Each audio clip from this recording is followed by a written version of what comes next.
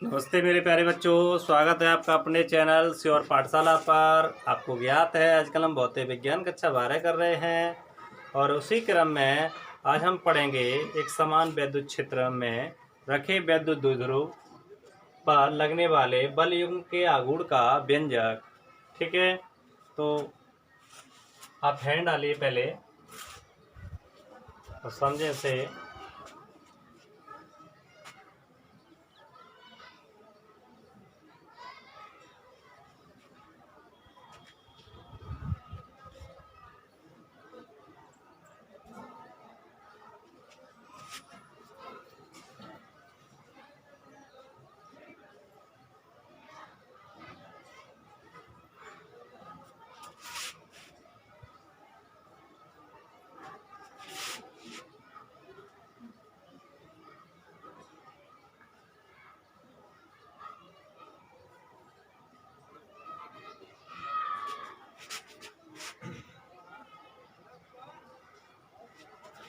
बनाइए बेटा आप साथ ही साथ इसको।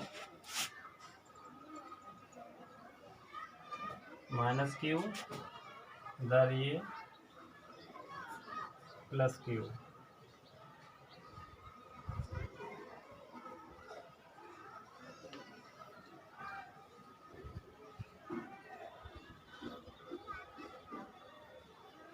ये थीटा कोण पर रखा है, इसको हमने सी मान लिया।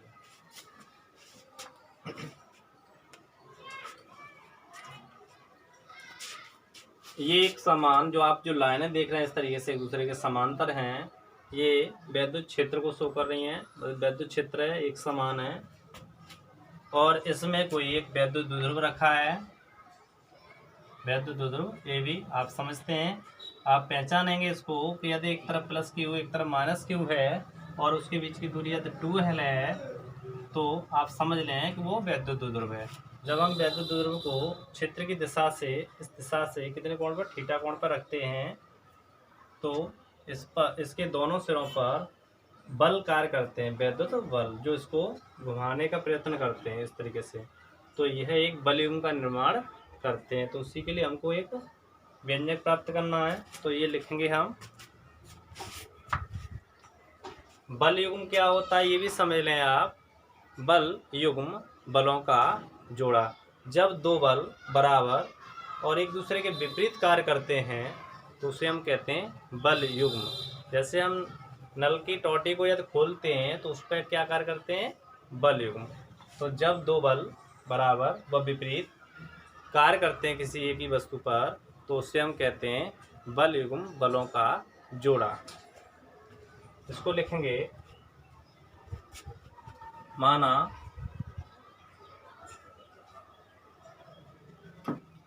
विद्युत द्विध्रुव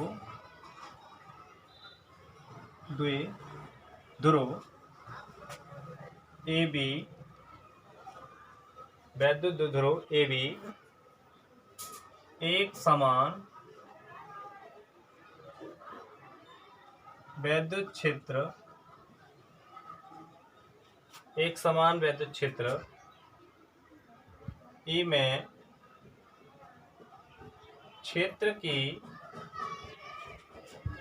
दिशा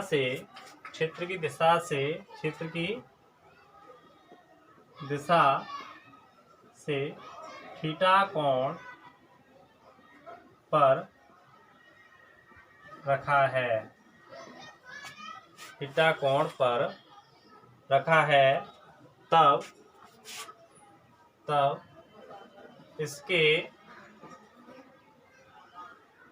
दोनों सिरों पर लगने वाले बल F,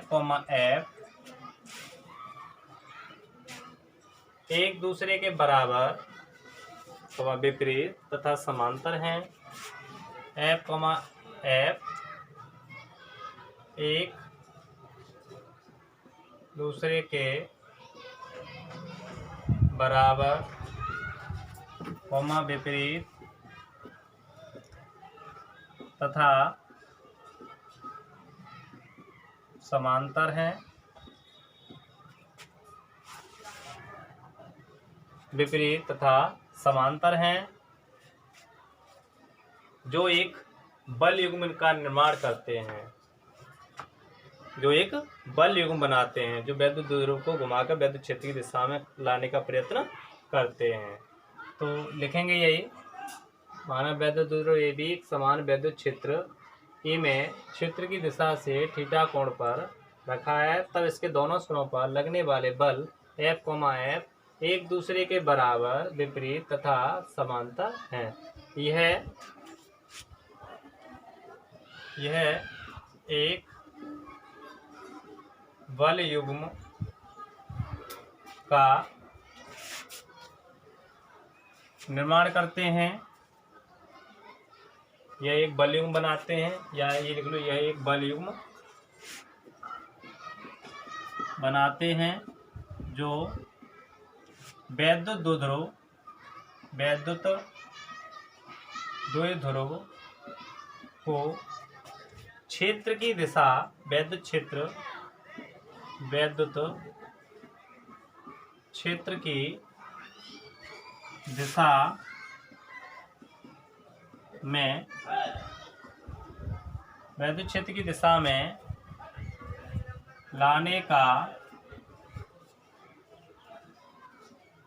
प्रयत्न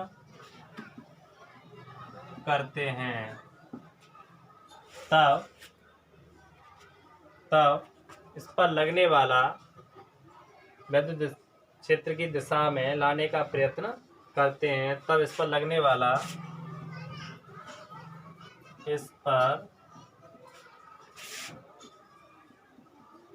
वाला, बल युग्म का आघूर्ण,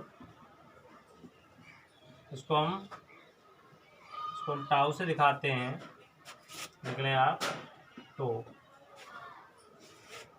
बल युग्म आघूर्ण,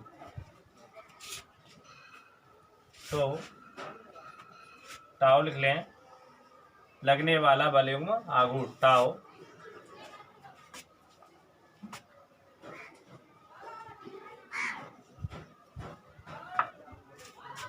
तो टो बराबर कितना हो जाएगा, कोई एक बल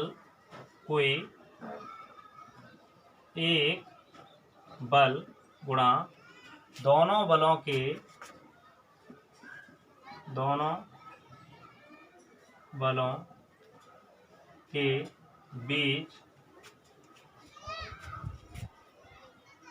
के बीच क्रिया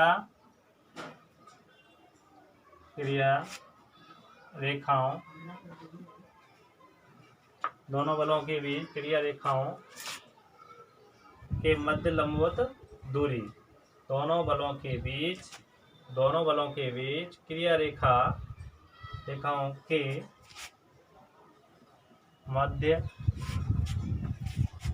के मध्य लंबवत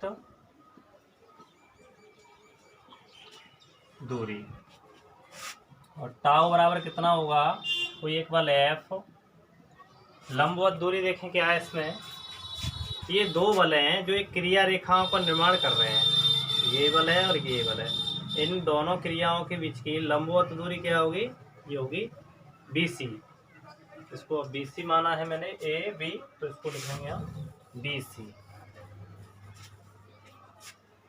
लंबवत दूरी BC। तो प्यारे बच्चों, यहाँ तक आप अच्छे से समझ पा रहे होंगे, आपको कोई समस्या रहे तो आप इसको कमेंट बॉक्स में लिखकर बताएं। एक बार फिर समझिए, एक समान वैद्युत क्षेत्र, जो आप लाइनें देख रहे हैं, ये एक समान वैद्युत क्षेत्र है, इसमें कोई वैद्युत द्विध्रुव रखा है, वैद्युत क्षेत्र की दिशा से कितने कोण पर रखा है, थीटा कोण पर। जब हम ये वैद्युत द्विध्रुव रखते हैं तो इसके दोनों सिरों पर दो बल कार्य करते हैं, जो इसको घुमाकर इस तरीके से क्षेत्र की दिशा में लाने का प्रयत्न करते हैं। वो क्या बनाते हैं, एक बल युग्म आघूर्ण बनाते हैं, जिसको हम टाउ से प्रदर्शित करते हैं। ये मैंने लिखा है बल युग्म आघूर्ण। यही बात हमने लिखी है माना वैद्युत द्विध्रुव ए बी एक समान वैद्युत क्षेत्र ई में क्षेत्र की दिशा से थीटा कोण पर रखा है, तब इसके दोनों सिरों पर लगने वाले बल F, एक दूसरे के बराबर विपरीत तथा समांतर हैं। यह एक बल युग्म बनाते हैं। तो ये आप नोट करें, हमने प्राप्त कर लिया बल युग्म का आघूर्ण टाउ इक्वल टू यानी कोई एक बल दोनों बलों के बीच की क्रिया रेखाओं के मध्य की लंबवत दूरी। तो आप नोट करें इसको।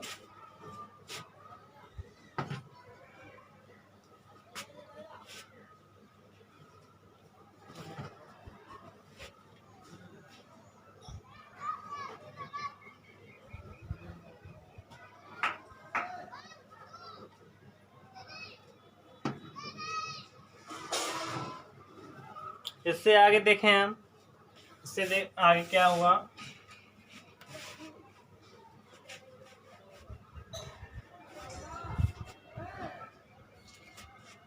Tau equal to F into BC। तो चित्र में देखें,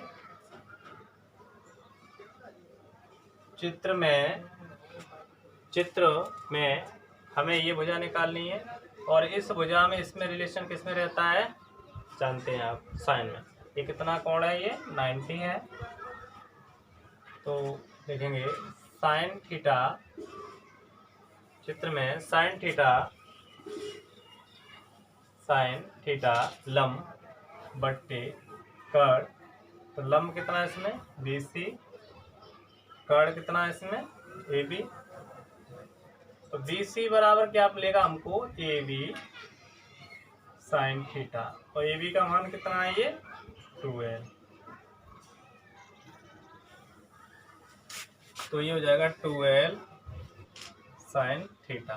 और F बराबर क्या होता है, F बराबर आप जानते हैं विद्युत बल क्या होता है, F बराबर QE। इसको यहाँ रख देंगे तो टाउ बराबर मिलेगा QE into 2L sine theta. तो टाउ बराबर 2QL into E sine theta, और ये वैल्यू किसकी है P की। P बराबर क्या है 2QL। तो टाउ बराबर क्या प्राप्त हो जाएगा PE साइन थीटा। तो यहाँ तक हमारा ये कंप्लीट हो गया। अब इसमें हम स्थितियाँ पढ़ेंगे, केस फर्स्ट केस सेकंड। तो स्थिति हमारी एक क्या है, यदि हम ये माने कि यदि वैद्युत द्विध्रुव को वैद्युत क्षेत्र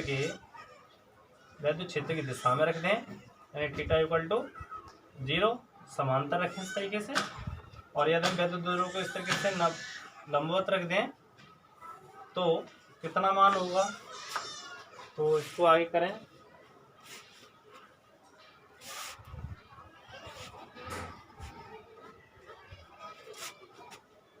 स्थितियां यदि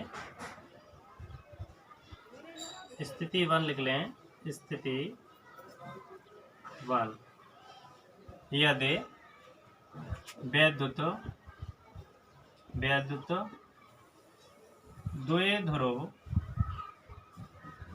द्विध्रुव वैद्युत क्षेत्र की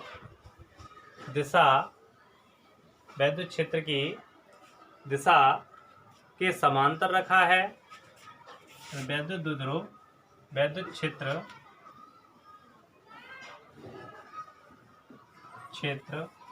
की दिशा के समांतर रखा हो तब थीटा कितना हो जाएगा 0। ये वैद्युत क्षेत्र है इस तरीके से, और ये वैद्युत द्विध्रुव रखा है, मतलब इसके बीच में कोण कितना हुआ 0, तो 0 रख दिया। टाउ बराबर PE साइन 0, और टाउ बराबर PE इंटू 0 यानी 0। तो टाउ बराबर मुझे कितना प्राप्त हुआ 0। तो इससे आगे के सेकंड लिखें। दूसरी स्थिति क्या है, यदि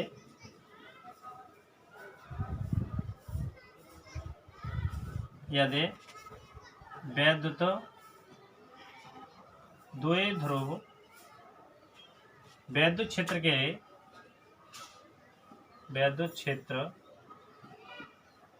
के समान तत्व रख लिया हमने कि लंबवत रखा हो। यहाँ तक दिखाई दे रहा है आपको सभी को आ रहा है। तो टाउ बराबर पीई रखा हो तब थीटा कितना होगा 90। तो ये लिख लेंगे हम साइन 90। अब हम देखते हैं कि साइन 90 का मान कितना होता है 1। तो इससे हमको टाउ कैसी वैल्यू प्राप्त होगी, मैक्सिमम। टाउ मैक्सिमम बराबर पी ई। ये आप नोट करिए, यहाँ तक नोट करें।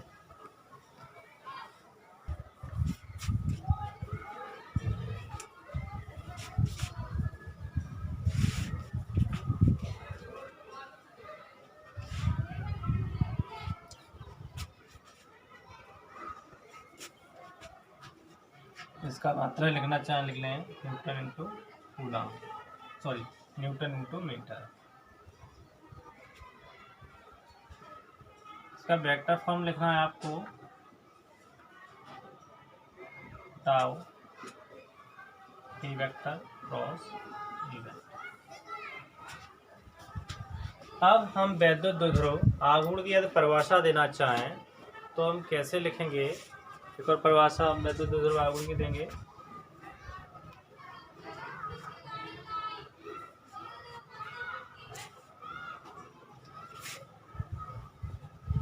वैद्युत द्विध्रुव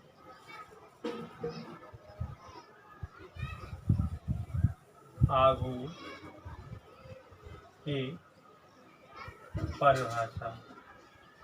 तो कैसे देंगे इसकी परिभाषा, यदि हम ये मान लें tau equal to P sine theta, यदि theta equal to 90, E equal to 1 newton प्रति कूलम, तो टाउ मैक्सिमम बराबर क्या हो जाएगा पी। तो इसकी परिभाषा क्या मिलेगी, अतः वैद्युत द्विध्रुव को वैद्युत क्षेत्र के लंबवत रखा जाए तो उस पर लगने वाले बल युग्म के आघूर्ण का अधिकतम मान वैद्युत द्विध्रुव आघूर्ण के बराबर होता है, जबकि वैद्युत क्षेत्रीय तीव्रता का मान 1 न्यूटन प्रति कूलम हो। ठीक है, तो इसको हम लिख लेंगे। अतः स्पष्ट है, अतः वैद्युत द्विध्रुव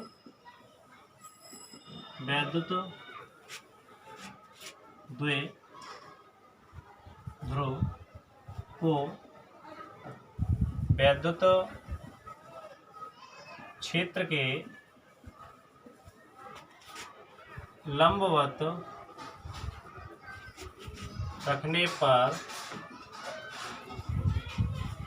रखने पर उस पर लगने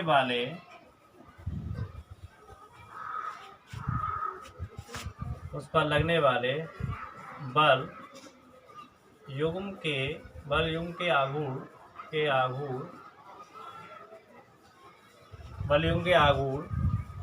का अधिकतम मान वैद्युत द्विध्रुव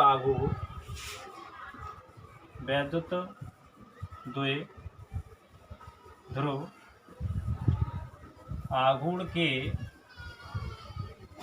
बराबर होता है जबकि वैद्युत क्षेत्रीय तीव्रता का मान 1 न्यूटन प्रति कूलम हो। वैद्युत द्विध्रुव आघूर्ण के बराबर होता है जबकि वैद्युत क्षेत्र की तीव्रता का मान 1 न्यूटन प्रति कूलम हो।